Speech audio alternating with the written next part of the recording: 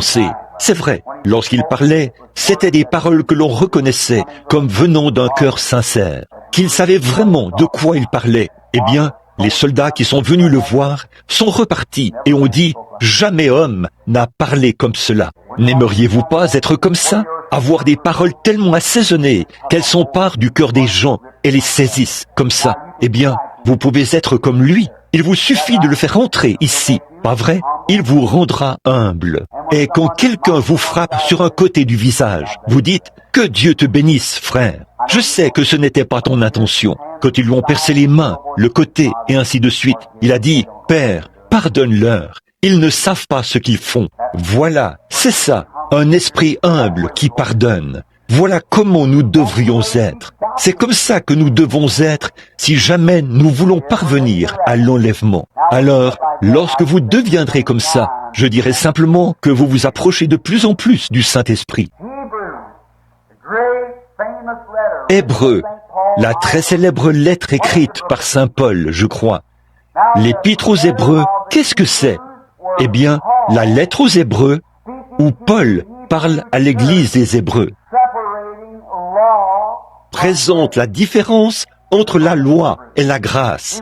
Dans l'Épître aux Hébreux, il disait aux convertis hébreux qu'ils voulaient continuer dans la loi, et il leur a dit ce qu'était la loi par rapport à la grâce. Maintenant, lisons. Ce livre a été écrit vers l'an 94 de notre ère, quelque part. Bon. En effet, la loi qui possède, qui est ou qui possède une ombre des biens à venir. La première c'est, ou la première partie du premier verset d'Hébreux, chapitre 10. La loi qui possède une ombre des biens à venir. Maintenant, souvenez-vous, Abraham, bien sûr, Abraham ne vivait pas sous la loi, Abraham vivait sous la grâce. Combien savaient cela? C'était bien avant que la loi soit donnée. Mais Moïse vivait sous la loi. David, tous ces gens-là vivaient sous la loi. Et tout ce que la loi a pourvu, ce n'était qu'une ombre des biens à venir. N'est-ce pas merveilleux? Ce n'était qu'une ombre. Vous souvenez-vous qu'un soir, la semaine dernière, nous avons enseigné sur Apocalypse 12, où la femme... Lisons cela rapidement. Prenons Apocalypse 12 et lisons cela. Je pense que c'est une belle toile de fond pour ceci. Le voici, ici. Un grand signe parut dans le ciel. Une femme. Qu'est-ce qu'une femme signifie dans la Bible? L'Église. Une femme enveloppée du soleil, la lune sous ses pieds.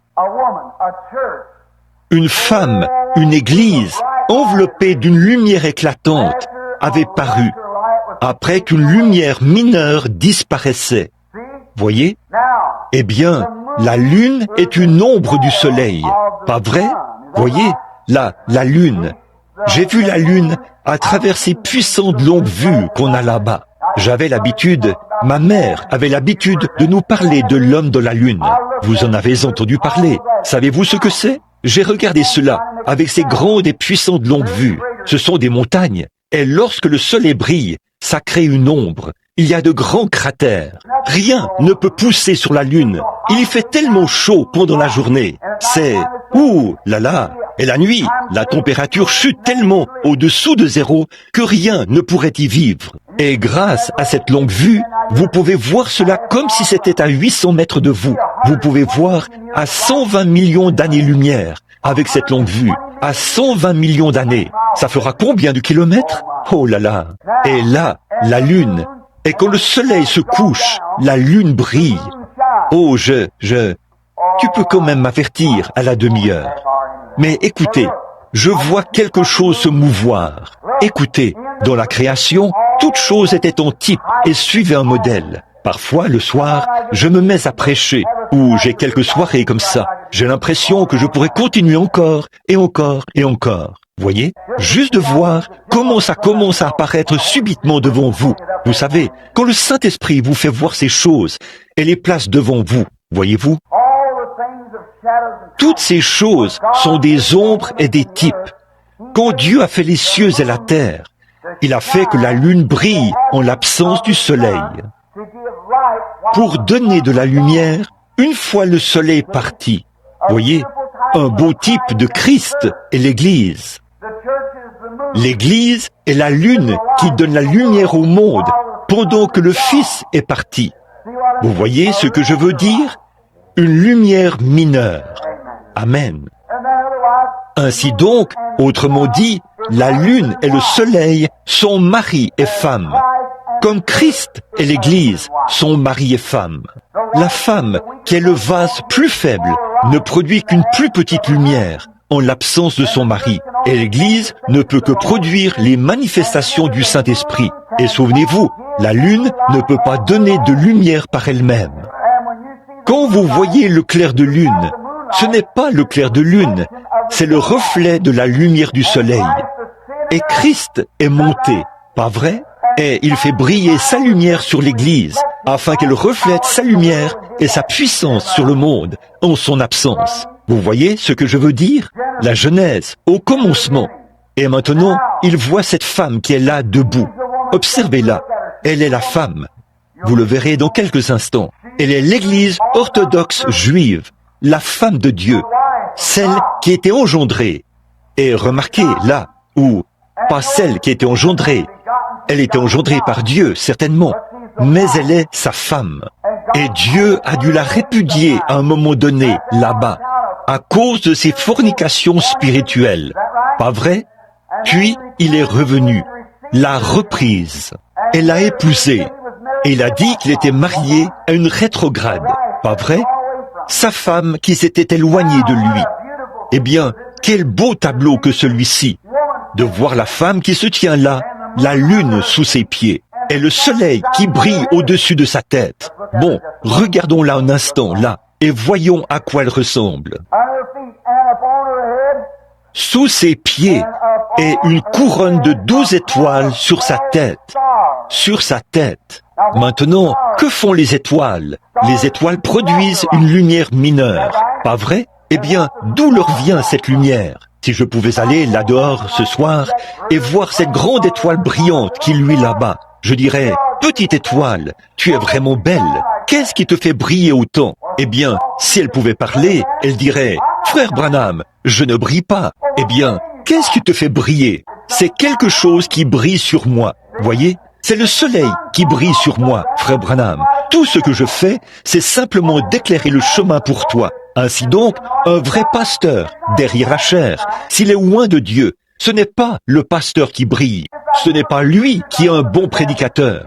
Ce n'est pas lui qui est un bon pasteur. C'est le Saint-Esprit qui brille sur lui, qui donne la lumière de l'Évangile. Vous voyez ce que je veux dire? Comme c'est beau de voir combien tout est sous forme de type. Donc, cette femme avait la lune sous ses pieds, le soleil au-dessus de sa tête, et 12 étoiles dans sa couronne, les 12 apôtres. Cette Bible est édifiée sur la doctrine des apôtres et sur Christ, la pierre angulaire. Pas vrai? Le fondement des apôtres. Vous voyez donc qui est cette femme dès le départ, n'est-ce pas? Voyez, 12 étoiles. Très bien. Elle était enceinte, étant en travail, dans les douleurs de l'enfantement. Maintenant, voici l'Église orthodoxe juive. Au fur et à mesure que la loi disparaît, l'Évangile s'installe. Et dès qu'elle disparaît, il doit y avoir une nouvelle dispensation. Alors, la femme est enceinte, et elle souffre dans les douleurs de l'enfantement, du fait qu'elle est en travail, en train d'accoucher. Autrement dit, l'Empire romain avait usé de contraintes contre elle. Elle pleurait. « Oh, Messie, viens! Oh, Messie, viens! Messie, viens !» Voici que nous la voyons de nouveau ici, maintenant, alors qu'elle est en travail, pour donner naissance à de nouveaux-nés en Jésus-Christ. Elle appelle « Viens, Seigneur Jésus! Viens, Seigneur Jésus !» Là, pendant le travail et l'accouchement, dans les douleurs de l'enfantement. Maintenant, regardez ce qu'elle a fait. Et là, il s'arrête. L'écrivain s'arrête. Maintenant, il voit une autre scène apparaître. Maintenant, observez cette femme qui allait enfanter. Eh bien, la première chose, c'est que la loi commençait à disparaître. La dispensation de ces chandeliers que nous avons vus l'autre soir, cette dispensation-ci est en train de s'installer. Ça, c'était la loi, qui était une ombre des biens à venir. Juste une ombre. J'aimerais qu'on ait le temps d'étudier tout ce qui concerne le sacerdoce, pour montrer comment tout ce qui s'y trouve était une ombre de cette dispensation-ci, et que tout ce qui s'est passé à cette époque-là était une ombre de ceci, tout comme l'est le soleil. C'est pour ça que les gens disent que je suis un typologue. Il faut que je le sois. Je n'ai pas d'instruction. Aussi suis-je obligé de chercher dans la Bible. J'y vois ce qu'ils étaient autrefois, et je suis curieux de savoir ce que ceci sera. Voyez, je regarde là-bas dans le passé, et je vois, si je vois la lune briller, je sais que c'est une petite lumière, c'est une merveilleuse lumière, mais il y a une plus grande lumière quelque part. Quand je vois la lune, je sais comment le soleil sera. Amen. Je sais comment le soleil sera, si je ne l'ai jamais vu. Si je vois la lune et qu'elle est une ombre du soleil, je sais comment le soleil sera lorsqu'il paraîtra. Vous voyez ce que je veux dire? Bon, cette femme était en travail. Elle était sur le point de donner naissance à un enfant. Elle était là. Le soleil se levait au-dessus de sa tête. La lune passait sous ses pieds. C'est déjà disparu. Vous voyez, elle a déjà traversé la période de la dispensation de la loi. Là, c'est Paul qui parle, vous voyez, qui possède une ombre des biens à venir. Vous voyez, juste une ombre. Le soleil était la chose parfaite. Or, les deux ne peuvent pas briller en même temps. La loi pourrait paraître, mais elle ne brillera pas parce que l'évangile brille avec plus d'éclat qu'elle. Voyez, c'est vrai. La lune peut paraître ici, à midi. Il vous faudra regarder de très près pour la voir. C'est vrai, parce que le soleil brille avec tant d'éclat qu'il éclipse l'éclat de la lune. Elle peut très bien être encore suspendue là, pour montrer qu'elle était là hier soir. Mais sa lumière a complètement disparu. C'est ça, la loi. La lumière de la loi a complètement disparu et ça relève du passé. C'est vrai. Maintenant, c'est l'évangile de la dispensation de la grâce et de la puissance du Saint-Esprit, le Jésus-Christ ressuscité, qui se manifeste dans une plus grande lumière que cela. Examinons encore cette femme un instant. Un autre signe parut encore dans le ciel. Et voici, c'était un grand dragon rouge, ayant 7 têtes et 10 cornes, et sur sa tête 7 diadèmes. Nous avons vu ça l'autre soir. Maintenant, regardez. Sa queue entraînait le tiers des étoiles du ciel et les jetait sur la terre. Savez-vous ce que c'était? Eh bien, sa queue n'était pas comme cette queue fourchue qu'on attribue au diable. C'était cette histoire, ce mensonge qu'il avait raconté. Et les Juifs eux-mêmes ont crucifié le Seigneur Jésus par le biais de l'Empire romain. Et plus des 2 tiers des Juifs, ces étoiles qui étaient dans le ciel, ont renié Jésus-Christ. Et regardez bien ce qu'il a fait. Et il les jetait sur la terre. Le dragon se tint devant la femme qui allait enfanter, afin de dévorer son enfant lorsqu'elle aurait enfanté. Eh bien, vous dites que le dragon avait quelque chose à voir avec les Juifs? Certainement. Ils ont dit, ce Jésus dit que c'est lui le roi. Nous n'avons pas d'autre roi que César. Pas vrai? Voyez-vous comment le diable préparait le cœur des Juifs à cette époque-là à renier Jésus-Christ quand il viendrait? Pouvez-vous voir les cœurs démoniaques aujourd'hui nier la puissance du Saint-Esprit quand il viendra? C'est tout à fait pareil. Pourtant, ils sont honnêtes et sincères. Mais si vous cherchez Dieu profondément, comme l'ont fait certains Juifs, ils sont allés de l'avant pour l'accepter malgré tout. C'est vrai, ils ne se préoccupaient pas de ce que disait l'Église, mais cela en a jeté les 2 tiers sur la terre. Et le dragon s'est tenu devant la femme, afin de dévorer son enfant lorsqu'elle aurait enfanté. Maintenant, qui s'est tenu quel gouvernement, quelle puissance s'est tenu devant la femme, l'Église orthodoxe juive, pour dévorer Jésus-Christ lorsqu'il est né? Rome. Donc, le dragon rouge, c'était Rome. Alors, voyez-vous d'où la bête doit sortir? De Rome. Très bien. Maintenant, regardez. Elle enfanta un fils. C'était Jésus, qui doit paître toutes les nations avec une verge de fer. Qu'est-ce que tous les prophètes ont dit que Jésus ferait quand il viendrait? Qu'il paîtrait les nations avec une verge de fer. Pas vrai? Ils n'ont pas reconnu sa première venue vers ceux des nations. Quand il reviendra, il régnera bel et bien sur toutes les nations à ce moment-là. Il viendra. Il n'est pas sur son trône en ce moment. Il est assis sur le trône de Dieu. Celui qui vaincra s'assiera avec moi sur mon trône. Comme moi, j'ai vaincu et me suis assis sur le trône de mon Père. Or, il désire revenir. Et qui? Où est son trône terrestre? Le trône de David. Dieu a dit qu'il lui donnerait le trône de David dans le millénium. Il s'assiera sur le trône de David et nous le verrons assis là. Lui, le grand roi des rois. Le voilà. Maintenant, il est assis sur le trône de son Père. Autrement dit, il est assis dans la puissance de Dieu, en esprit, maintenant. Mais quand il reviendra, il sera assis dans un corps terrestre. Alléluia! Sur le trône de David. Maintenant, il est assis dans la majesté du Père maintenant. Quand nous disons Père, c'est Jésus, c'est l'Esprit de Dieu, par le Saint-Esprit qui est en nous. Maintenant, il est sur le trône de son Père, à la droite de la majesté. Nous employons le nom du corps, Jésus-Christ, qui a paru, le Saint-Esprit, qui est Dieu. Ce que vous demanderez au Père en mon nom, je le ferai. Car moi et mon Père, nous sommes un. Encore un peu de temps, le monde ne me verra plus. Cela signifie que le corps sera ôté. Mais vous me verrez, car je serai avec vous et même en vous jusqu'à la fin du monde. C'est Jésus-Christ, le même hier, aujourd'hui et éternellement. Alors, il reviendra dans son corps et s'assiera sur un vrai trône. Ce sera un homme qui mangera, boira et serrera les mains. Gloire! Oh là là! Ça, vous dites, frère, vous êtes trop émotif là. Voyons, ça rend émotif. On ne peut pas se retenir quand j'y pense. Comment pouvez-vous aller à un match de baseball ou à quelque chose que vous aimez vraiment et simplement...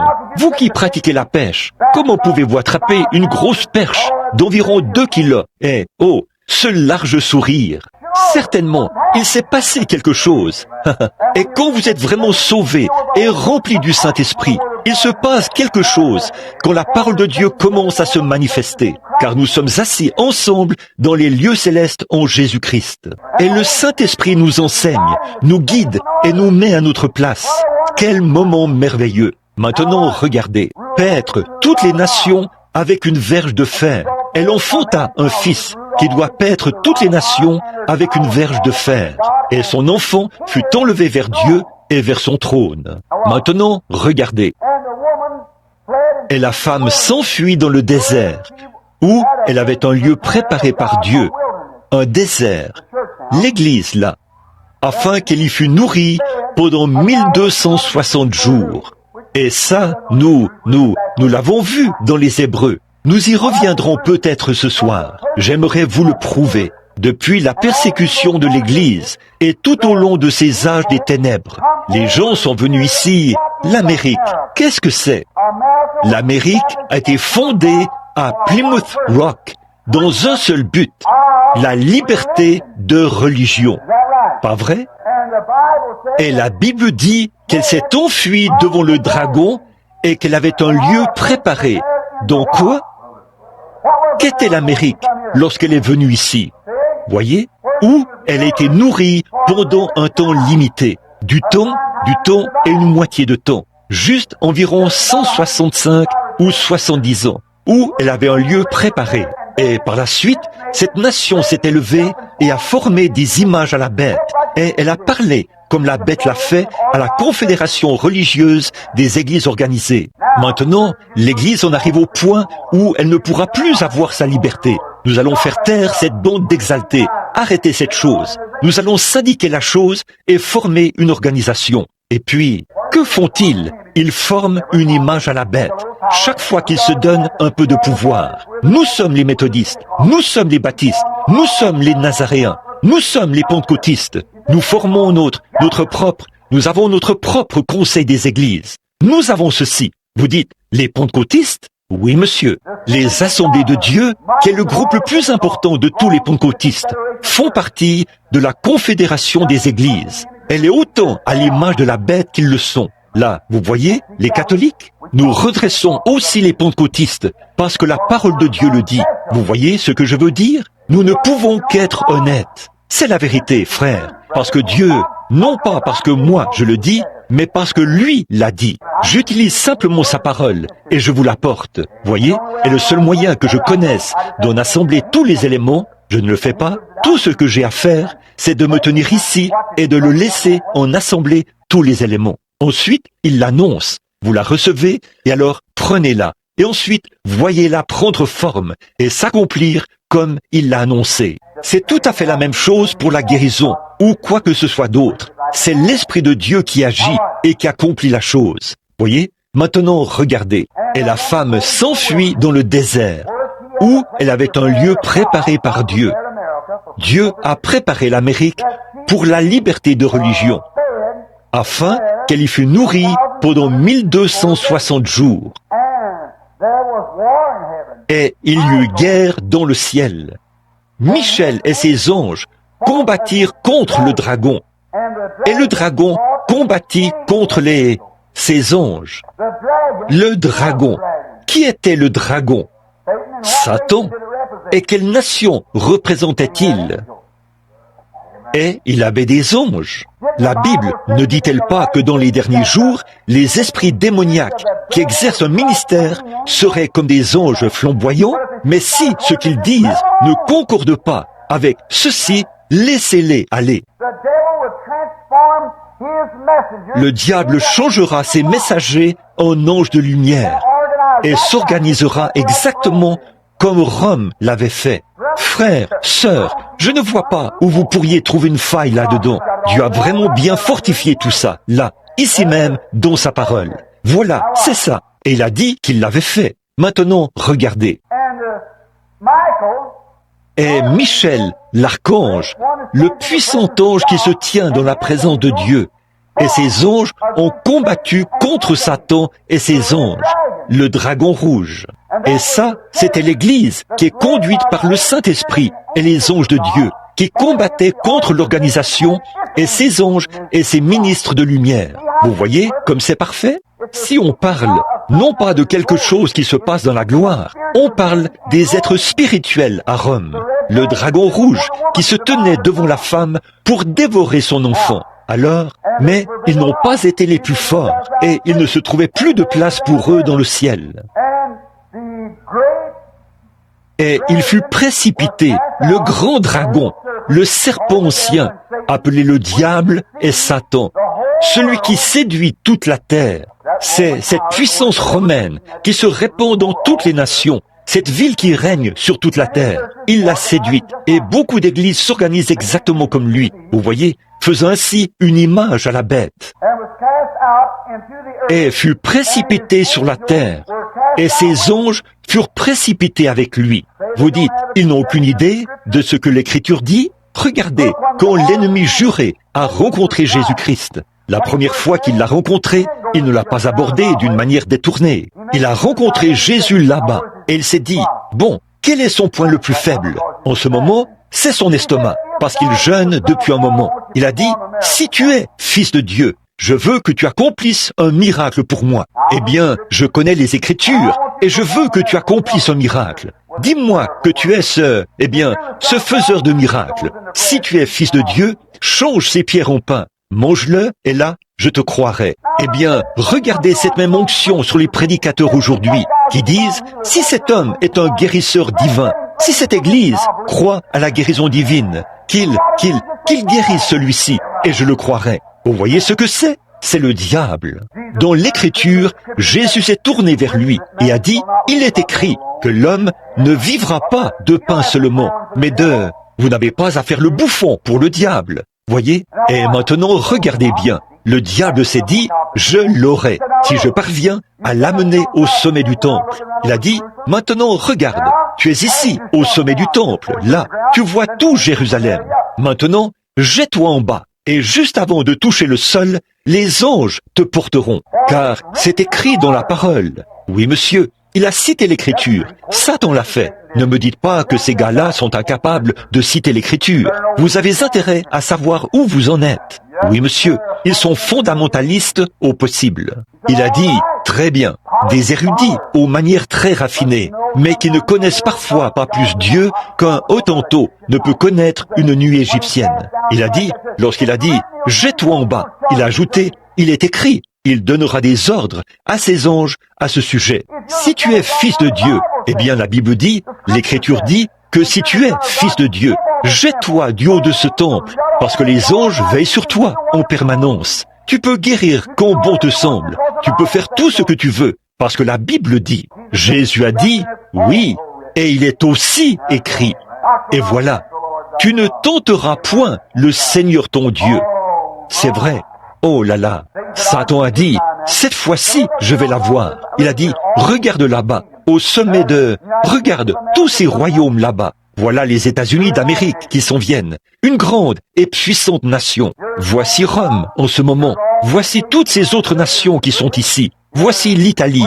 Voici la France. Voici l'Allemagne et la Belgique. Voilà toutes les nations du monde, le monde entier. Il a dit, elles sont à moi. Ça, c'est vrai. C'est lui qui les gouverne.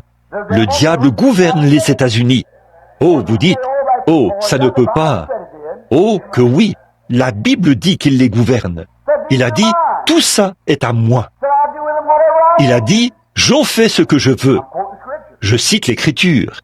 Jésus n'a jamais contesté cela. Il a dit, je te les donnerai toutes, à la seule condition que tu m'adores, ici même. Si tu dis que j'ai raison et que tu es d'accord avec moi sur l'Écriture, tu sais, je suis un enseignant, j'ai un grand séminaire et beaucoup d'anges là-bas. Et si tu te mets simplement d'accord avec moi, je te les donnerai toutes. Je te laisserai en être le chef. Jésus a dit, retire-toi, Satan. Voilà, ne me tente pas. Il est parti de là et des anges sont venus auprès de lui pour le servir. Qu'est-ce que c'est? Jésus savait qu'il serait l'héritier de chacune d'elles. De toute façon, il en sera l'héritier dans le millénium.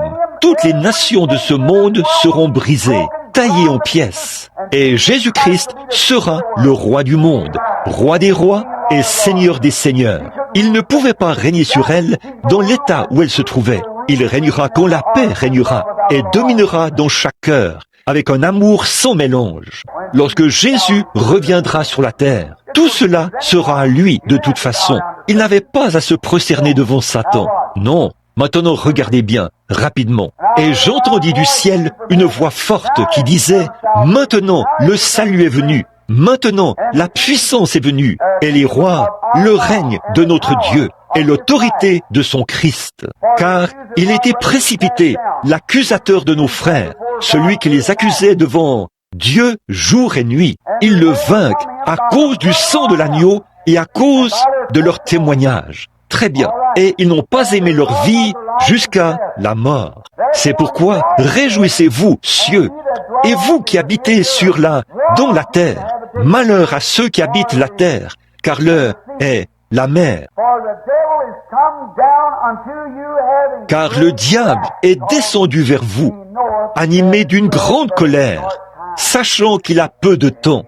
Maintenant, vous pouvez voir qu'il rugit partout, qu'il est tellement trompeur et qu'il agit comme il s'est organisé, il fait entrer les gens et arrange cela avec raffinement. Savez-vous où le raffinement et tout ça ont commencé? C'est le diable qui est à l'origine de cela. Dans les cieux, ce que le diable voulait par-dessus tout, c'était de mettre sur pied un royaume qui brillerait avec plus d'éclat que celui de Michel. Quelque chose de grandiose. Observez Caïn, son fils. Quand Caïn a vu le jour, il a préparé son autel, comme ça l'était le matin de Pâques. Il y a mis de belles fleurs. Il a joliment décoré le tout, a placé les fruits les plus exquis sur l'autel et a veillé à ce que tout soit bien joli. Il a dit, Dieu acceptera certainement cela. N'est-ce pas beau? Regardez cette même nature dans l'Église aujourd'hui. Voyez, Dieu ne nous acceptera-t-il pas si notre pasteur a un diplôme universitaire, s'il sait parler avec beaucoup de facilité, un bon anglais, et que c'est un homme éloquent? La meilleure classe sociale de la ville ne nous fréquentera-t-elle pas? Regardez notre grand sanctuaire, regardez nos grandes croix, regardez nos beaux bancs, regardez notre orgue qui vaut des milliers de dollars, regardez toutes ces choses que nous avons, très raffiné, et nos diacres qui sont les hommes d'affaires de la ville. Certainement qu'ils nous fréquenteront. C'est le même vieux démon. Quand Dieu a baissé le regard, il a dit, « Ça ne vaut rien ». C'est vrai, Abel est arrivé à son tour, en haillon, et traînant derrière lui un petit agneau ayant une liane autour du cou. Il l'a conduit à l'autel, a pris une pierre et s'est mis à le couper, comme ça. Le sang s'est mis à gicler, tandis que l'agneau bêlait et criait. Dieu a dit, « C'est ça, Abel. Amen. C'est ça, Abel. Par l'effusion du sang, la purification. Amen.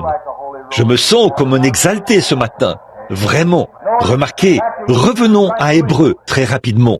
En effet, la loi, qui possède une ombre des biens à venir, et non l'exacte, regardez bien, et non l'exacte représentation des choses, non, voyez, ce n'est qu'une ombre de cela.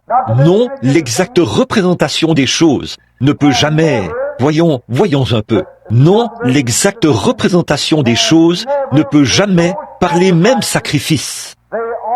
On offre perpétuellement chaque année, amener l'assistant à la perfection.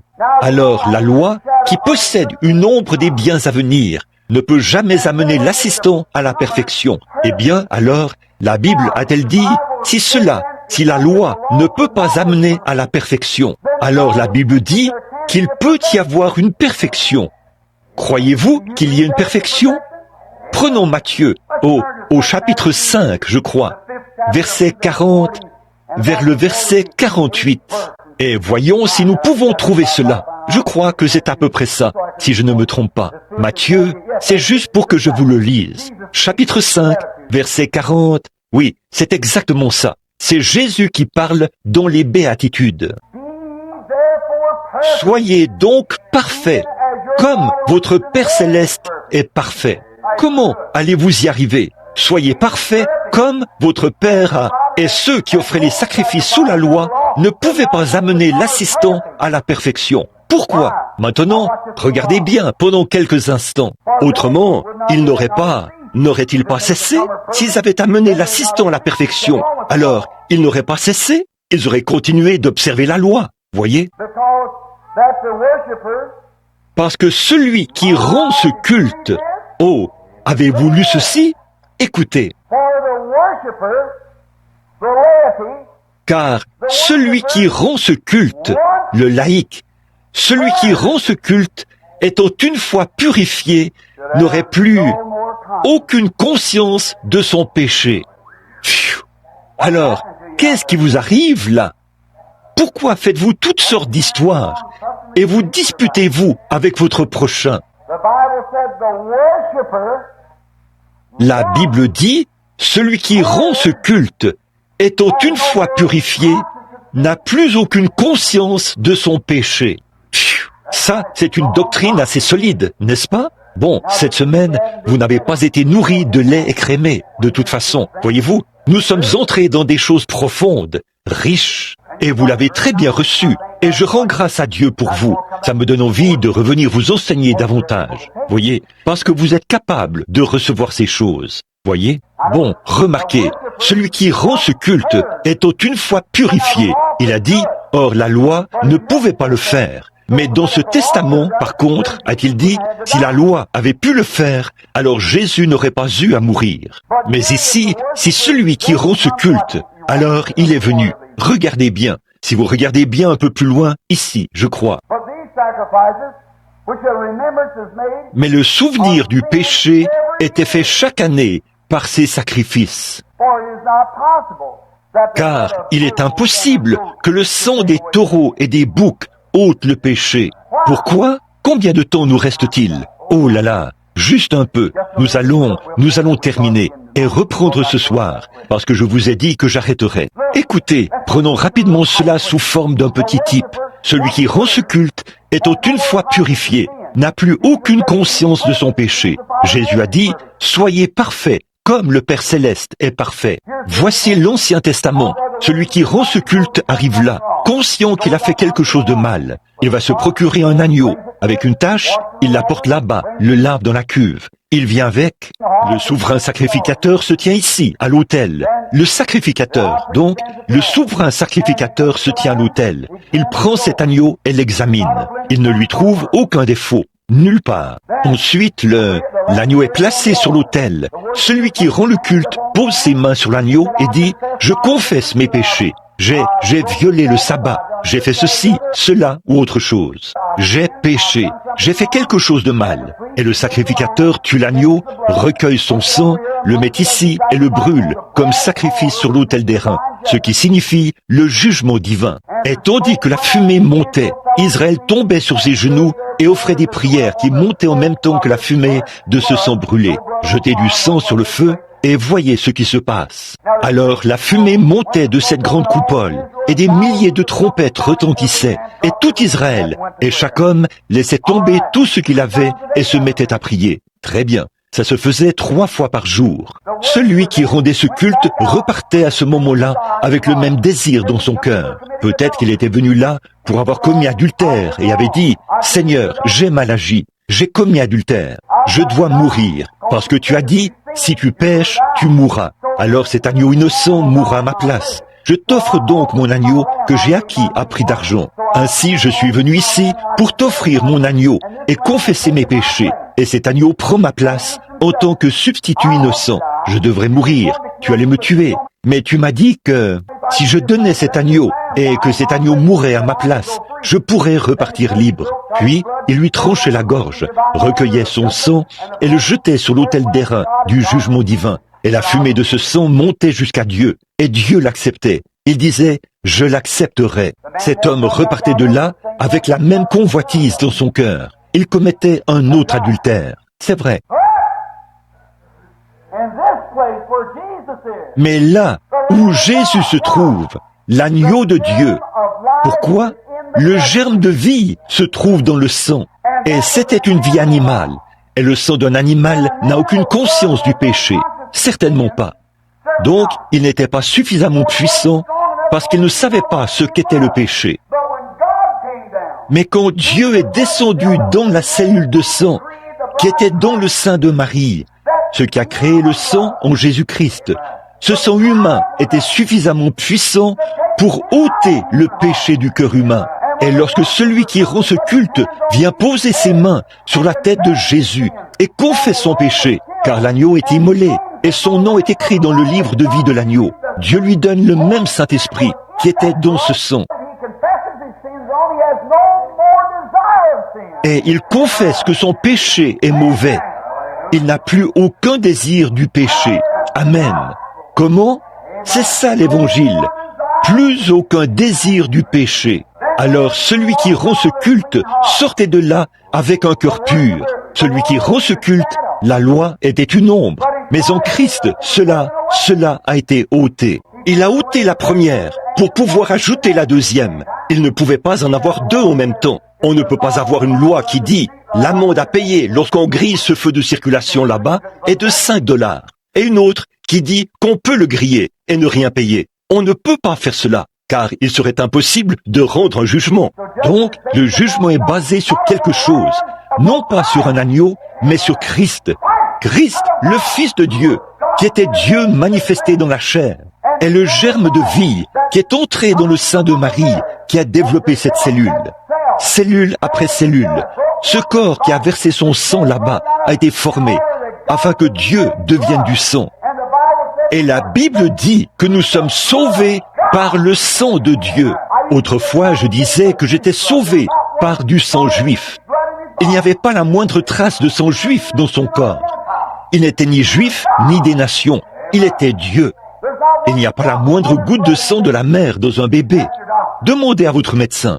Le bébé est totalement enveloppé dans le sang de la mère. Mais pas... La mère peut, celle qui a la tuberculose, peut très bien mourir de tuberculose lors de l'accouchement. Et on sort le bébé. Tant qu'il ne respire pas le souffle de sa mère, il n'aura pas la tuberculose. Voyez, le sang vient du mâle. Une poule peut pondre un œuf, mais si elle n'a pas été avec le coq, il n'éclora jamais. Il n'est pas fertile. Il n'a pas reçu de sang. Et c'est comme ce que j'ai dit tant de fois. Bon nombre de ces bonnes vieilles églises qu'on a ici, elles ont tout un tas d'œufs, bien sûr, mais ils resteront là et pourriront, tant qu'ils n'auront pas été avec le mâle, Jésus-Christ, né de nouveau et rempli du Saint-Esprit. C'est alors qu'ils ont la vie et qu'ils croient. Oh, vous dites, nous avons des œufs. Je sais que vous en avez, mais à quoi cela leur sert-il? Vous pouvez les couver avec l'Évangile, leur prêcher le Saint-Esprit. Ils s'en iront et diront, je ne crois pas à ce genre de choses. Et l'Indiana et le Kentucky en sont remplis. Regardez, lorsque nous avons fait un service de guérison à Louisville, j'étais là à prêcher. Oh, tout le monde aimerait voir les guérisons, les miracles et tout. Mais lorsque je me suis mis à présenter l'évangile, les gens se sont levés pour partir. Je ne crois pas du tout à ce genre de choses. Mon Église ne croit pas à ça. Voilà, c'est ça, la marque de la bête. Vous ne pouvez pas recevoir cela. Vous êtes aveugles. On présente l'évangile. On leur dit ce que sont les œufs pourris. Ils sont là. Ils ne peuvent pas avoir de vie. Comment allez-vous faire entrer la vie dans l'un de ces œufs alors qu'ils n'ont pas de vie en eux? Le mâle, Jésus-Christ, a amené la vie par le sang de Dieu. Pas vrai? Il a amené la vie de Dieu dans le mâle. C'est vrai, Jésus-Christ, le Fils de Dieu, est descendu pour amener la vie à la race humaine. Pas vrai? Et en lui, après que son sang ait été versé, et que le Saint-Esprit est venu dans le sang de Jésus-Christ, qui était cette cellule de sang, lorsqu'elle était offerte au calvaire, cela ôte le désir même du péché. Si donc vous avez encore le désir du péché, vous feriez mieux de revenir à l'autel. C'est vrai. Eh bien, cette même vie qui était dans cette cellule de sang retourne dans votre cellule de sang et vous donne la même vie. Jésus a dit, je leur donne la vie éternelle. Bon, si les mots grecs vous intéressent, allez chercher et vous verrez ce que signifie le mot éternel en grec. Ça vient du mot Zoé, Z-O-E. Regardez ce que signifie Zoé. Zoé, c'est la vie de Dieu lui-même. Et si par sa mort, Jésus a renoncé à sa propre vie, qui était Zoé, alors nous avons la vie éternelle et nous ne pouvons pas périr. Alléluia! Alors quand la vieille chair se met à regarder les choses pour les convoiter, l'esprit dit non. Il y a maintenant, voilà, mettez vos motos de l'évangile. Regardez, Romains 8, 1. Il n'y a donc maintenant aucune condamnation pour ceux qui sont en Jésus-Christ, qui marchent non selon la chair, mais selon l'esprit. L'esprit vivifie, la lettre tue. Quelle belle leçon! J'aimerais qu'on ait le temps de continuer pendant un moment. Nous le ferons plus tard. Regardez, Dieu a exigé la vie la toute première fois qu'un péché a été commis. Et si vous remarquez, dans le jardin d'Éden, le couple s'est servi de la vie animale comme substitut. L'avez-vous remarqué? Ils ont utilisé la vie animale. Ils sont allés chercher des moutons, les ont tués. Et se sont fait des vêtements pour en couvrir leurs péchés. Pas vrai? Des peaux de moutons. Présentons un petit récit imagé. Il n'y a pas longtemps, j'ai vu une image que j'aime bien. C'est simplement une image dans mon esprit. Je n'ai jamais vu cela dessiné. Je vois notre mère, Ève, et notre père, Adam, et l'homme de couleur assis là, le chinois assis là. Ceci va vous surprendre. Chaque être humain, le pygmée en Afrique, le Boshiman là-bas dans le Transvaal, le païen qui ne sait pas distinguer sa droite de sa gauche, avec des poils partout sur lui comme ça, tout aussi sauvage qu'un animal. Il a le même sang que le vôtre qui coule dans ses veines. Le chinois peut aller là, se faire prélever du plasma sanguin et le donner à un homme blanc. L'homme de couleur, le même sang qui coule dans ses veines, coule dans les veines de l'homme blanc. L'un peut donner du sang à l'autre. Mais il n'existe aucun animal qui puisse donner du plasma sanguin. Pourquoi? Dieu a fait d'un seul sang toutes les nations. Tout à fait. Chacun de nous est issu de ce même arbre de vie devant le Dieu Tout-Puissant. Que vous soyez jaune, brun, noir, ou quoi que vous soyez, nous sommes d'un même sang. Demandez à votre médecin si c'est vrai.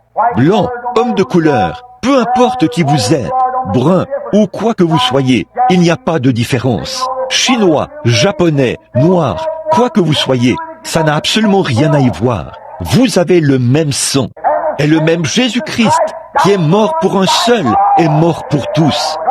Dieu a renversé le mur de séparation et a fait que nous soyons tous un en Jésus-Christ. Quel message que celui-là! Adam et Ève étaient là. Ève, une belle femme. Oh là là, je peux les voir là-bas. Adam, avec ses cheveux noirs en broussailles sur la tête, ses yeux brillants et étincelants qui se posent sur sa petite chérie, Ève, une femme à la silhouette parfaite, et ses cheveux, il la regarde, et ses yeux étaient aussi bleus que le ciel. Adam l'aimait, oh, comme il l'aimait.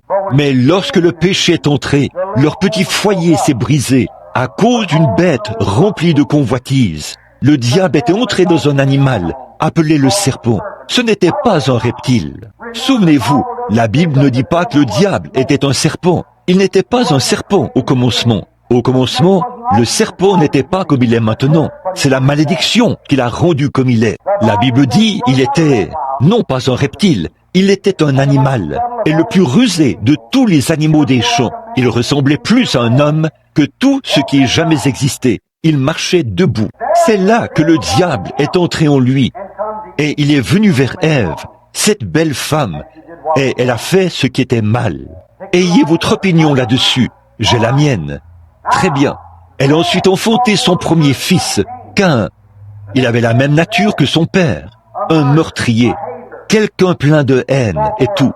Alors, remarquez ce qui s'est passé par la suite.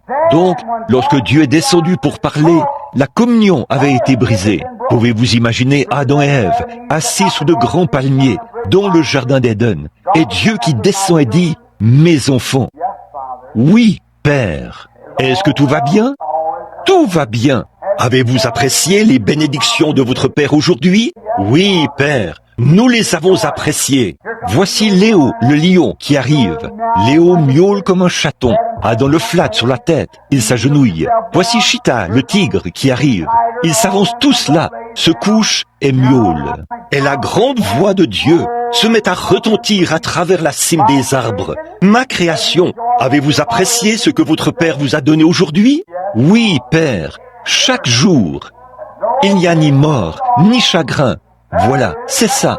Dieu dit, oh, c'est merveilleux, n'est-ce pas? Et voilà Michel qui regarde là et dit, moi aussi, je pourrais faire cela. Oh frère, ne faites pas des choses contraires à la parole de Dieu. Voilà ce qui ne va pas dans ces églises aujourd'hui. Moi aussi, je peux former une organisation aussi bonne que la leur.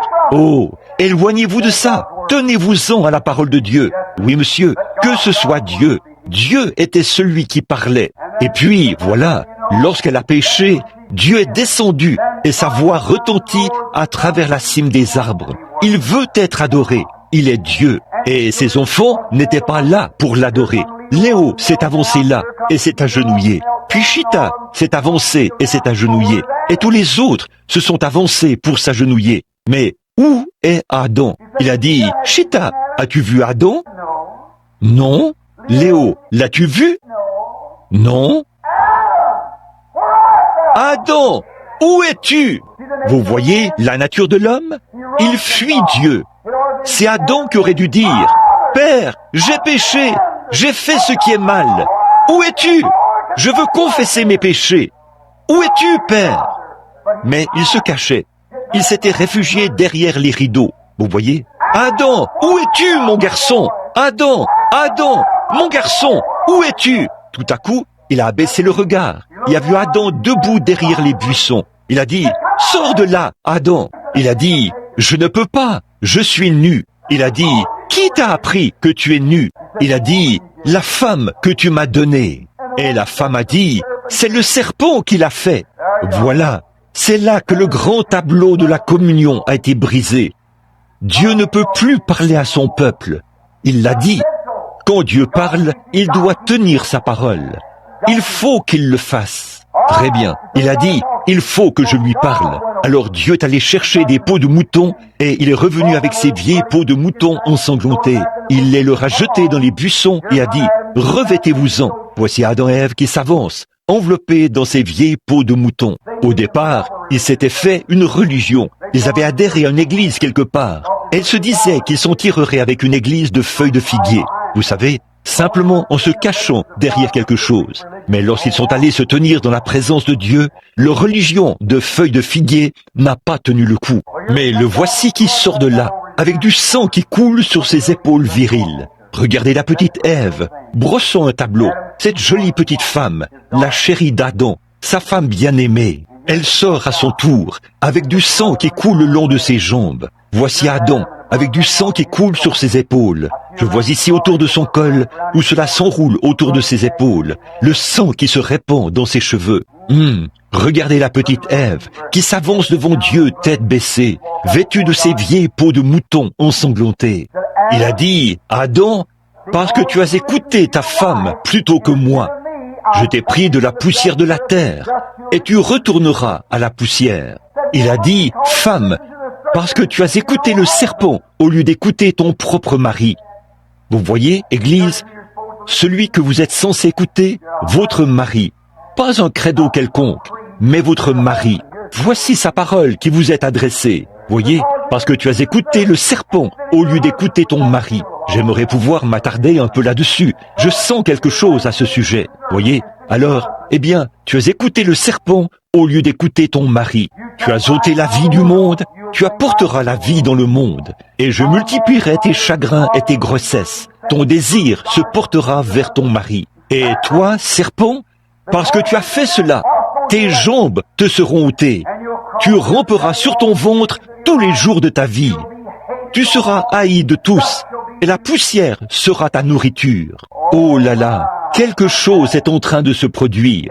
Des douleurs commencent à se manifester dans les épaules d'Ève. Adam a des rhumatismes dans le dos. Il se met à regarder. Il regarde vers Ève. Les larmes coulent sur ses jolies joues. Ses lèvres qui n'auront jamais besoin de porter de manucure ou ce que vous mettez là-dessus maintenant. Elles n'avaient pas besoin de porter cela. Elles étaient bien jolies et rouges. Mais les voilà maintenant qui deviennent pâles et des rides commencent à y apparaître. Les rides commencent à apparaître sous ses yeux.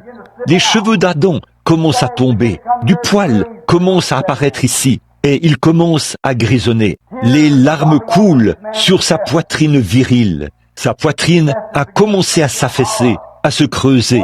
Quel état! Là, il est mortel. La petite Ève était bien consciente qu'elle en était la cause. Elle dit, « Oh, Adam, mon chéri, qu'est-ce que j'ai fait? Je vais prêcher là-dessus un de ces soirs. Qu'est-ce que j'ai fait ?» Elle appuie sa petite tête contre ses épaules, le tapotant comme ceci. Elle dit, « Chérie, c'est moi qui ai causé tout ceci.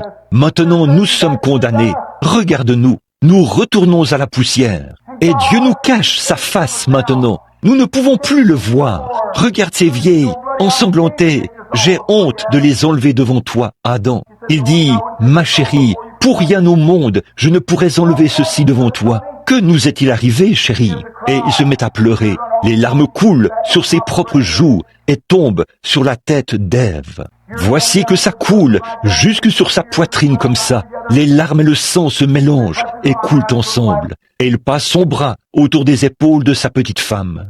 Dieu a dit, « Retirez-vous de ma présence. » Ils ont péché. Il ne peut rien faire d'autre. Il est Dieu. C'est ce qui fait que sa parole est si réelle. Il doit tenir sa parole, peu importe combien cela lui fait de la peine. Retirez-vous de ma présence. Adam passe son bras autour des épaules de sa petite femme, comme ça, et il se met à avancer, à traverser le jardin d'Éden. Je peux entendre cette vieille peau de mouton ensanglantée qui était sur Adam. À chaque pas qu'il fait, c'est le sang qui claquait contre sa jambe alors qu'il avançait. Oh Dieu, voilà son garçon qui s'en va. Voilà sa fille qui s'en va. Exactement comme si c'était mon Billy Paul et ma Rebecca. Les voilà qui s'en vont. Votre fille et votre fils. Qu'est-ce qu'il peut faire? Qu'est-ce qu'il peut faire? Il est Dieu. Il doit tenir sa parole. J'ai prononcé la sentence de mort sur eux. Je leur ai fait confiance et je pensais qu'ils ne le feraient pas. Mais ils l'ont fait quand même. Pourquoi l'ont-ils fait? Alors Dieu a pris une résolution. Il a dit, je vais prendre leur place. Je vais mourir à leur place. C'est mon fils. Je ne peux pas le laisser partir comme ça. C'est ma fille. Je vais mourir à sa place. Il a dit, un instant. Il a dit, je mettrai une inimitié entre ta postérité et la postérité du serpent. Et ta postérité écrasera la tête du serpent. Autrement dit, un de ces jours, je couvrirai de mon ombre une vierge. Je descendrai moi-même, je me ferai chair et je prendrai la place du pécheur. L'homme avait été fait à l'image de Dieu et plus tard, Dieu a été fait à l'image de l'homme afin de racheter l'homme et le ramener à lui. Dieu a pris sa place. C'est comme ça que je sais que Jésus est Dieu. C'est vrai. Maintenant, changeons de décor. 4000 ans ont passé. Nous sommes à Jérusalem ce matin. J'entends un bruit. Qu'est-ce que c'est? Je regarde dehors. Il y a le péché, et la terre entière baigne dans des guerres, et des bruits de guerre, et le sang, l'adultère, le péché, la honte et l'opprobre des descendants de ce couple. Regardez le cas d'Hérodias. 70 de ses garçons et filles sont morts à la potence et dans la prostitution à cause du péché. Regardez les enfants d'Adam et Ève et voyez combien ils se meurent ici encore et encore. Et ce petit sang faible là-bas, qui d'une manière ou d'une autre ne pourrait pas faire l'expiation, c'est le sang d'un animal. Il n'a pas de vie en lui. Cette vie-là ne peut pas aller devant Dieu. La vie qui sort de ce sang ne peut pas y aller. Parce que c'est une bête. Il faut que ce soit une sorte de vie qui sait distinguer le bien du mal. Dieu descend là dans la chair, en passant par une vierge. Il sait distinguer le bien du mal. Maintenant, la scène se déroule à Jérusalem. J'entends un bruit. Qu'est-ce que c'est? Oh, à mort! Crucifiez-le! Qu'est-ce que c'est? Le créateur même de la race humaine. Et ses propres enfants réclament son sang. Ils sont la création même de Dieu, en train de réclamer son propre sang. Eh bien, s'il s'était retenu et qu'il ne l'avait pas fait, son enfant aurait été perdu. Ne voyez-vous pas que c'est le Jéhovah du Jardin d'Éden? Ne le voyez-vous pas, là, voilé dans cette chair humaine? Oh là là! Remarquez, un peu plus loin, j'aimerais pouvoir continuer cette leçon. Un peu plus bas, là, il a dit, ce tabernacle. Salomon lui a bâti un tabernacle. Mais le Très-Haut n'habite pas dans des maisons faites de main d'homme. Mais tu m'as formé un corps. Quand Salomon a bâti le temple, Jéhovah, voici quelque chose de bon. Alléluia, je l'ai vraiment bien saisi. Merci Seigneur pour cela. Voici une révélation. Ça vient de venir à l'instant. C'est tout frais. Vous allez saisir cela. Quand Salomon a construit le temple et qu'il était consacré, Dieu est entré dans ce temple et y a habité. Pas vrai? Et quand Jésus-Christ a été consacré à Dieu dans le Jourdain, Dieu est descendu et a habité en Jésus-Christ. Il est Jéhovah. Amen. Celui qui confessait son péché devait toujours tourner le regard vers le temple. Celui qui confesse son péché doit tourner le regard vers Christ. C'est lui le temple de Dieu. Dieu habitait en Christ. Le voilà. Vous croyez maintenant qu'il est Jéhovah, n'est-ce pas? Je n'avais jamais pensé à ça auparavant. Oh, parfois, quand nous avançons en esprit et que nous avançons assis ensemble dans les lieux célestes, combien Christ peut ainsi agir dans une église? Voyez-vous comment les révélations se déploient? Voilà une révélation parfaite qui vient de Dieu. Il se tient ici sur l'estrade en ce moment. Je sais que ça vient de là. Je le sais. Le temple était l'endroit où Dieu habitait. Et si les gens avaient des ennuis en quelque lieu que ce soit, comme Jonas dans le ventre de la baleine, ils tournaient les regards vers le temple, en tout lieu où ils tourneront les regards en direction de ce temple, et prieront, j'exaucerai. Et ici, le temple de Dieu n'a pas été construit de main d'homme. Il a dit, tu m'as construit un bâtiment, mais ce n'était pas ça, mais tu m'as formé un corps. Voilà, c'est ça, Dieu en Christ. Alors, j'entends cette foule qui hurle dans notre scène. Regardez-le là-bas, il réclame son sang à grands cris. Ses propres enfants qui s'écrient « à mort !» Et c'est leur Créateur, leur Dieu, celui qui les a faits, leur Père. À mort! Maintenant, il est devenu leur Rédempteur. Eh bien, ils me rejettent. Mais ils ne savent pas. Ils ne savent pas qui je suis. Ils ne savent pas que je suis celui-là même qui a prononcé cette malédiction sur eux, là-bas, dans le Jardin d'Éden. Je suis descendu pour les racheter. Si je refuse, eh bien, je pourrais prononcer la parole et des légions d'anges viendraient à moi. Mais si je le fais, ils seront perdus. Et après tout, c'est moi qui ai prononcé la malédiction sur eux. Maintenant, je suis venu ôter d'eux la malédiction et les laisser me crucifier sous l'emprise de leurs péchés. Le voilà qui avance, en se traînant dans la rue, battu. Ils l'ont tourné, l'ont attaché à un poteau, comme ceci, ont pris un chat à 9 queues, Puis ils se sont tenus là et l'ont frappé jusqu'à ce que ses côtes soient visibles. Il était un homme de petite stature. La Bible dit, son aspect n'avait rien pour nous plaire. Regardez son corps, battu, déchiré, brisé, des crachats moqueurs de ses propres enfants qui crachaient au visage de leur papa. Une couronne d'épines sur sa tête, des larmes et tout, qui se mêlaient et qui coulaient sur son corps. Les larmes et le sang qui coulaient ensemble, des crachats qui tombaient. Le voici qui arrive. Nous allons regarder par la fenêtre et voir de quoi il a l'air. Le voilà qui passe. J'entends sa vieille croix qui traîne sur le sol dans les rues. Elle fait un bruit sourd alors qu'elle heurte le sol en avançant. Son pauvre petit corps bouge et il marche à ses côtés en le fouettant avec un fouet. Avance, espèce d'exalté. Nous avons notre organisation. Nous avons nos églises. Nous n'avons pas besoin que tu viennes nous réprimander au sujet de notre église. Tu prétends être le Dieu du sabbat. Pourquoi ne fais-tu pas quelque chose à ce sujet maintenant, espèce d'exalté? Et c'est le Créateur même qui avance là, dans la chair. Voilà cette cellule de sang qui circule et qui coule le long de son dos. Il avance encore un peu. Regardons. Je remarque qu'il a sur le dos une tunique qui repose sur ses épaules et elle est d'un seul tissu jusqu'en bas, sans couture. Et quand on regarde partout sur cette petite tunique, là, cette petite tunique blanche, une petite tache rouge apparaît. C'est ce sang qui coule dans son dos, là où il avait été. Par ces meurtrissures, nous avons été guéris. Oh, est-ce que je pourrais nier cela? Oh Dieu, fais que je garde mon bon sens. Peu m'importe que ce soit au prix de mon sang. Qu'est-ce que mon vieux sang sale et impur à côté du sien? Là, je le vois avancer alors qu'il... Observez-le alors qu'il monte. Ses taches deviennent de plus en plus larges, au fur et à mesure qu'il avance. Je le vois tomber. Je vois un homme de couleur venir l'aider à porter la croix. Il la met sur son épaule. Il continue à avancer. C'est à peine s'il peut bouger maintenant. Regardez-le alors qu'il poursuit son chemin. Alors qu'il continue à avancer, toutes ces petites taches sont devenues une seule grosse tache. Et au bout d'un moment, j'entends quelque chose là qui fait...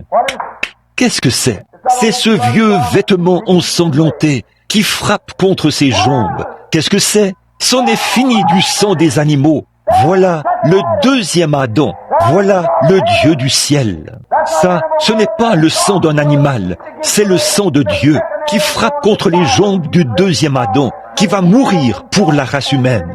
Dieu s'est fait à Adam. Il vit ici sur terre. Il va mourir pour la race humaine. Le sang des taureaux et des boucs ne pouvait pas ôter le péché, mais au temps convenable, Jésus-Christ vient et amène à la perfection par le baptême du Saint-Esprit, celui qui rend le culte. Pour qui Jésus est mort à sa place au calvaire.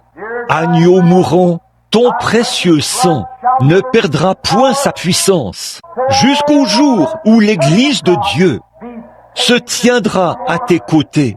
Le brigand mourant vit avec joie cette source de vie en son jour. Et moi, qui suis vil comme lui, j'y puis laver mes péchés.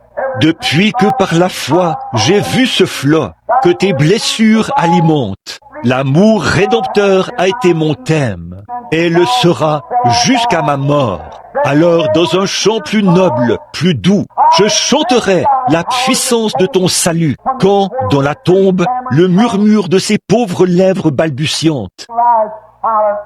Ce sera tu, notre Père céleste, alors que nous regardons à toi ce matin, toi, l'agneau du calvaire, celui qui est venu dans l'ombre de la loi, pour ôter la loi et introduire cette glorieuse dispensation de la grâce, pour nous donner ton esprit dans nos propres tabernacles ici. Dieu qui habite avec des êtres mortels, qui est en communion avec eux, Dieu qui descend dans le cœur de l'homme pour avoir une communion avec lui. Il est venu chez les siens ne l'ont pas reçu. À tous ceux qui l'ont reçu, il a donné le pouvoir de devenir fils de Dieu, à tous ceux qui invoquent son nom. Et par son esprit, nous sommes baptisés dans son corps, par le renouvellement de nos pensées, par le lavage du sang par l'eau, pour nous amener dans la communion avec le glorieux Fils de Dieu. Comme autrefois, encore, quand vient le soir. Ô Christ, je ne suis plus un jeune homme. Après un moment, mon soleil se couchera aussi, et mes cheveux commencent à grisonner. Mon temps du soir arrive. Alors, me permettras-tu de te parler, Seigneur? Quand tu descendras dans la cime des arbres de vie, oh, permets-moi d'avoir la communion avec toi à ce moment-là, Père. Et permets-moi, alors que je jetterai un regard en arrière sur ce chemin que j'ai parcouru, de voir les mers que mes empreintes de pas ont traversées, les buissons de ronces et les lieux raboteux, tout en criant « Saint est l'Éternel ». Accorde-le, Seigneur. Puisse chaque personne qui est dans ce tabernacle ce matin, qui est assise ici, sous cette onction divine du Saint-Esprit, qui vient par la parole, puisse chacune d'elles recevoir le baptême du Saint-Esprit. Puisse cette petite église resserrer divinement ses liens, régler les différends qu'il y a dans notre cœur maintenant même, agir comme un seul cœur, un seul homme, leurs bras les uns autour des autres, et aller de l'avant en tant que frères et sœurs, avec le respect le plus sacré, et dans leur cœur l'exemple du salut à l'ancienne mode, qui les fera rentrer chez eux et pleurer à table, pleurer au chevet du lit, placer leurs enfants sur leurs genoux et pleurer pour eux, pleurer pour le monde, pleurer à cause des péchés qui se commettent dans la ville, et recevoir une marque pour entrer dans le royaume de Dieu, alors que la venue de notre Seigneur Jésus est maintenant proche, à l'horizon. Puisse ce jour-là, lorsque la bande de la réunion de ce matin sera jouée, pour ainsi dire, puisse chaque personne pour qui je prie ici aujourd'hui, Seigneur, puissent-ils tous être là, lavés dans le sang de l'agneau, avec des palmes à la main, à chanter « Hosanna, Hosanna » à celui qui est assis sur le trône. Accorde-le, Seigneur. Sois avec nous, guéris toute maladie au milieu de nous, et rassemble toute la petite église maintenant, Seigneur, sous la puissance du Saint-Esprit. Sois avec nous cet après-midi, alors que nous visiterons les malades et ceux qui sont dans le besoin, ceux qui sont seuls chez eux. Aide-nous dans nos maisons, alors que nous rentrons chez nous, pour que nous ne soyons pas comme des cochons qui sautent directement sur la nourriture, mais puissions-nous regarder au Créateur et dire « Merci Seigneur Jésus de m'avoir donné cette nourriture ». Puissions-nous ce soir ne pas aller au lit comme des enfants ingrats, mais puissions-nous nous agenouiller et passer un long moment en prière et en action de grâce. Et à notre réveil demain, puissions-nous dire « Père, je ne peux pas marcher seul tout au long de cette journée. Prends ma main maintenant, et conduis-moi tout au long de cette journée. Ô Dieu, accorde-le, et que les hommes et les femmes avec qui nous entrerons en contact, puissions-nous le faire en toute sincérité, puissions-nous parler des oracles de Dieu, Seigneur, sans vouloir imposer, mais avec sagesse, afin que nous sachions comment en gagner d'autres à toi. En ce jour glorieux, tu diras, c'est bien, mon bon et fidèle serviteur, entre dans les joies du Seigneur. Accorde ceci, Père, car c'est au nom de Jésus que nous le demandons. Amen.